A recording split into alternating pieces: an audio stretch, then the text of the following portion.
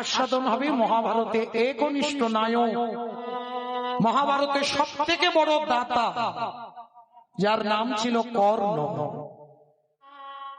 তবে মায়েরা, এই কর্ণ কুন্তী মায়ের কিন্তু কুমারী বেলার সন্তান।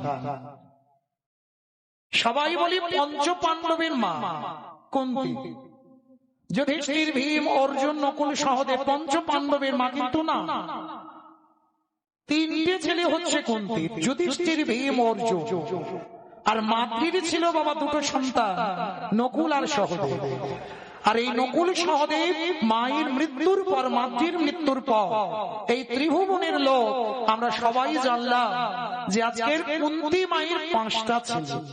কিন্তু এইটা সচরাচর আমরা সবাই জানি, কিন্তু কুন্তী মায়ের 5টা ছেলে নয়, কুন্তী মায়ের ছিল 6টা সন্তান। কারণ বাবা এই কুন্তী কুমারী বেলায়, ছোট্ট তখন কুন্তী কুমারী। মায়েরা কর্ণের জন্মের কথা জানতে হবে বাবা, তারপরে আমরা জানতে পারব। এই কুমারী বেলায় কুন্তী তখন ছোট্ট ছিল। একদিন দুর্বাসা মুনি আমার এই কুন্তী মার কাছে এসেছিল। কুন্তী, অকুন্তী, আমার মনের ইচ্ছা আমি তোর বাড়িতে 1টা বৎসর থেকে আমি একটু ধ্যান তপস্যা করতে চাই। তো কুন্তী মা বলেছিল, ঠিক আছে বাবা ঠাকুর, আপনার যখন মনের ইচ্ছা, আপনি 1 বৎসর আমার বাড়িতে থেকে ধ্যান তপস্যা করবেন, তো আমার তাতে আপত্তি নেই। তো 1 বৎসরে যখন দুর্বাসা মুনি কাটিয়েছিল, তবে বাবা এই দুর্বাসা মুনি কাটাবার পর 1 বৎসর কুন্তী মা দুর্বাসা মুনির চরণ সেবা করেছিল। আর চরণ সেবা করে ছোট কুমারী কুন্তীকে যাবার সময় দুর্বাসা একটা মন্ত্র দিয়ে গিয়েছিল। যে মন্ত্রটা দিল বাবা, ওই মন্ত্র জপ করে যে দেবতাকে স্মরণ করবে, সেই দেবতার ঔরসে কুন্তী মা সন্তানের জননী হতে পারে। একটা মন্ত্র দিয়ে গেল। তো ছোট্ট কুন্তী বাবা অত অভিজ্ঞতা ছিল না। তো দুর্বাসা যখন ওই মন্ত্রটা দিয়ে চলে গেল না, সকালবেলা মনে মনে ভাবছে কুমারী কুন্তী যে আজকের বাবাজি তো আমার একটা মন্ত্র দিয়ে গেল, তা মন্ত্রটা ঠিক না ভুল আমাকে একবার পরীক্ষা করতে হবে না। মন্ত্রটা যে দিল, ও মন্ত্রটা খাটবে না খাটবে না আমাকে তো একবার যাচাই করতে হবে। তো যাচাই করার জন্য ছোট্ট কুমারী কুন্তী সকালবেলা মনে মনে ভাবছে, তাহলে আমি কোন দেবতাকে স্মরণ করব। আর চিন্তা করতে করতে বাবা সকাল সকাল কোন দেবতা ওঠে? সূর্যদেব। তা যেই না বাবা সূর্যদেব আকাশে উদয় হয়েছে, আর ওই কুন্তী মা একেবারে গঙ্গার ঘাটে কোমর পর্যন্ত জলে নেমেছে। আর কোমর পর্যন্ত জলে নেমে আজকে ওই সূর্যদেবকে প্রণাম করছে। ওম জবা কুসুম সংকাশ কাশ্যপেয়া মহাধৃতি ধন্তারিণে সর্বপাপকনঃ প্রণতস্মি দিবাকর। ওম নমো বিষ্ণু প্রভাতে বিষ্ণু তে জগত শোভিত্রী সূর্য শোভিত্রী কর্মদায়িনী সূর্য সহস্রাংশ তেজরাশি অনুকম্পায় মা ভক্তা গৃহার দিবা।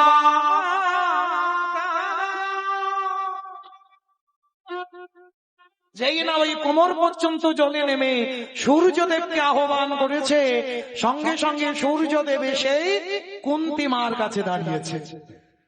আর কুন্তী মা যে ডেকেছে, কি জন্য ডেকেছে? এ তো বাবা ওই মন্ত্রটা পরীক্ষা করবে বলে ডেকেছে। আর যেই না কুন্তীর সামনে আমার সূর্যদেব এসে দাঁড়িয়েছে, কুন্তী দেখা মাত্র চমকে, আমি যেই না মন্ত্র জপ করলাম আপনি চলে এলেন, তার মানে দুর্বাসা মুনি আমায় যে মন্ত্র দিতে দিয়েছে সে মন্ত্রটা ঠিক।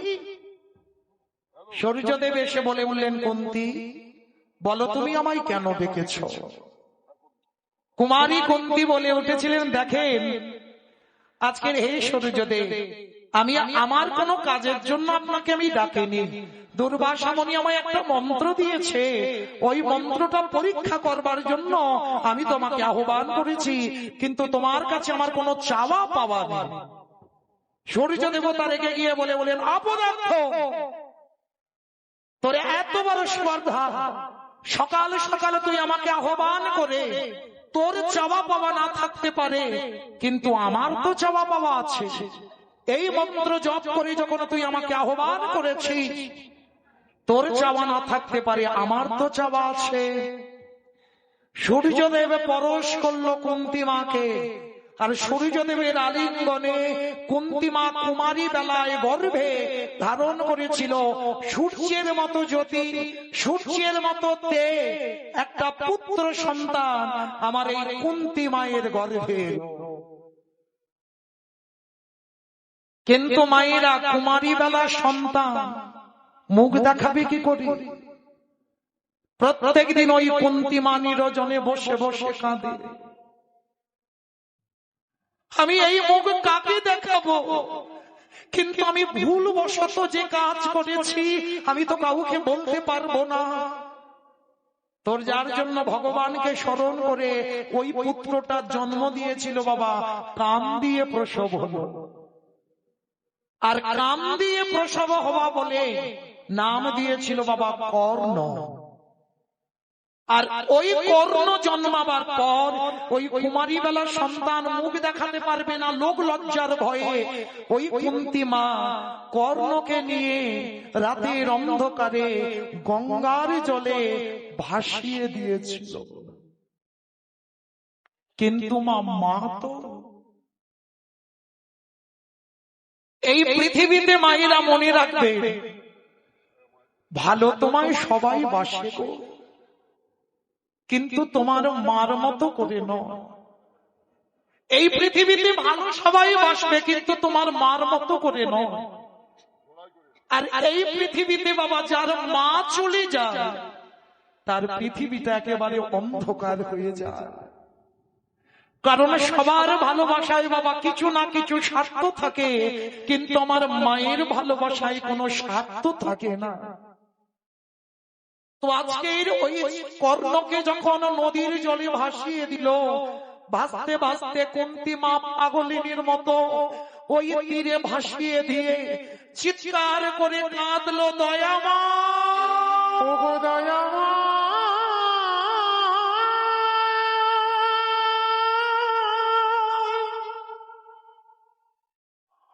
ওগো কৃপা,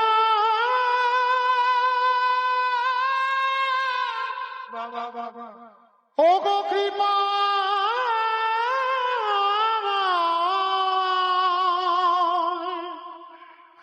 এ তোমার কেমন লীলা, তোমার কেমন খেলা, বলো দয়া মা। কিন্তু মাগো মনে রাখবেন, রাখে হরি মারে কে, আর মারে হরি রাখে কে। ভগবান যদি মনে করি কাউকে নেবে বাবা, হাসতে হাসতে নিতে পারে। আর ভগবান যদি মনে করে কাউকে রাখবে, ওই সত্য পুষ্পটিত ছেলেটাকে যখন মা কুন্তী গঙ্গার জলে ভাসিয়ে দিল, ভাসতে ভাসতে ভাসতে ভাসতে রাতের অন্ধকারে প্রভাত হওয়ার আগে পৌঁছে গেল একটা ঘাটে। আর ওই ঘাটে বাবা অধিরথ নামে এক ধ্রুব, এই অধিরথ আর রাধা তারা স্বামী স্ত্রী দুজন, কিন্তু বাবা এদের কোনো সন্তান সন্ততি ছিল না। প্রতিনিয়ত ভগবানের কাছে কাঁদত, দয়াময় একবার কৃপা করি আমার কোলে একটা মা বাবা ধনে তুমি দাও। তা প্রতিদিন কাঁদলে কি হবে বাবা? কর্মফল তো কাউকে ছাড়ে না। নিশ্চয়ই তোমার পূর্ব জন্মে কোনো কুকর্ম ছিল, যার জন্য তুমি এ জন্মে মা ডাকটা শুনতে পাচ্ছ না। কিন্তু বাবা গর্বে হয়তো সন্তান ধরেনি, ভগবান ওই রাধার কান্না শুনে পাঠিয়ে দিল ওই কুন্তির সন্তানটাকে ভাসতে ভাসতে ওই অধীরা একটা কাঁধে করে ভোরবেলা জাল নিয়ে যেই না গঙ্গার ঘাটে জালটা ফেলেছে, আর ওই জালেতে উঠেছে ওই ছোট্ট সন্তানটা। জালটা টেনে দেখে না, চমকে দেখি এ তো এখনো বেঁচে আছে, এই সন্তানটা কার সন্তান? এত ভোরবেলা আমি একে পেলাম। তাড়াতাড়ি করে ওই জাল থেকে ছেলেটাকে ছাড়িয়ে ছুটতে ছুটতে নিয়ে যাচ্ছে। রাধা,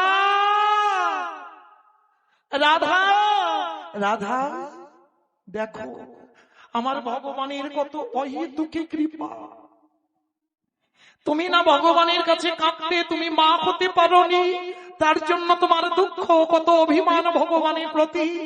দেখো আজ সকালবেলা প্রভু আমার কাছে কি পাঠিয়েছে। যেই না ছোট্ট ছেলেটাকে দেখেছে, রাধা মায়ের বড় আনন্দ। স্বামী, এতদিন পরে তুমি আমার এমন উপহার এনে দিয়েছো। গ্রাম প্রতিবেশীরা বাবা সবাই জেনে গেল ওটা রাধার অধীরথের সন্তান। দেখতে দেখতে 6 মাস পরে অন্নপ্রাশন হলো। আর ওই অন্নপ্রাশনে বাবা কর্ণের নাম মহাভারতে আপনারা সবাই জানেন, আমরাও জানি, কিন্তু অন্নপ্রাশনে এই কর্ণের একটা নাম ছিল, যার নাম হলো বসুসেন। যারা মহাভারত জ্ঞানী, যারা মহাভারত পড়েছেন তারা জানবে এই ছেলেটার নাম হলো বসুসেন। ওই বসুসেনে দিনে দিনে বড় হলো। আর বড় হতে বাবা মা রাধার গলা জড়িয়ে ধরি বলছে, ওমা মা, আমিও অস্ত্রবিদ্যা শিখতে চাই। অস্ত্রবিদ্যা শিখবি? কার কাছে? ওই যেখানে পঞ্চ পাণ্ডব ওরা শিখত অস্ত্রগুরু দ্রোণাচার্য। তুই দ্রোণাচার্যের কাছে শিখবি? বেশ বাবা, আয়। দ্রোণাচার্যের কাছে কিছুদিন বাবা অস্ত্রবিদ্যা শিখল, কিন্তু যখন জানতে পেরেছিল ও ক্ষত্রিয় কুলের ছেলে, ওর জন্মের ঠিক নেই, মেনে নিল না অস্ত্রগুরু দ্রোণাচার্য, তাড়িয়ে দিল কর্ণকে। আর যখন তাড়িয়ে দিয়েছিল বাবা, কর্ণ চলে গিয়েছিল পরে অস্ত্রবিদ্যা শিখবে বলে পরশুরামের কাছে। পরশুরামের কাছে গেল, আর পরশুরামের কাছে গিয়ে অস্ত্রবিদ্যা শিখেছিল। অস্ত্রবিদ্যা শিখে বাবা বড় বীর, বড় যোদ্ধা হয়ে গেল। আর এই যোদ্ধা হওয়ার পর যেদিন তৃতীয় পাণ্ডব অর্জুন লক্ষ্য ভেদ করেছিল, বাবা লক্ষ্য ভেদটা কিন্তু অর্জুন প্রথমে করেনি, করেছিল আমার এই কর্ণ। কর্ণ যখন লক্ষ্য ভেদ করে দ্রৌপদীকে গ্রহণ করতে চেয়েছিল, কিন্তু দ্রৌপদী সভার মাঝখানে দাঁড়িয়ে ওই কর্ণকে বাবা তাচ্ছিল্য করেছিল। সবার মাঝখানে দাঁড়িয়ে বলেছিল ওর জন্মের ঠিক নেই, ও যত লক্ষ্য ভেদ করুক না কেন ওকে আমি আমার স্বামী জ্ঞানে গ্রহণ করতে পারবো না। তারপরে বাবা অর্জুন করেছিল লক্ষ্য ভেদ।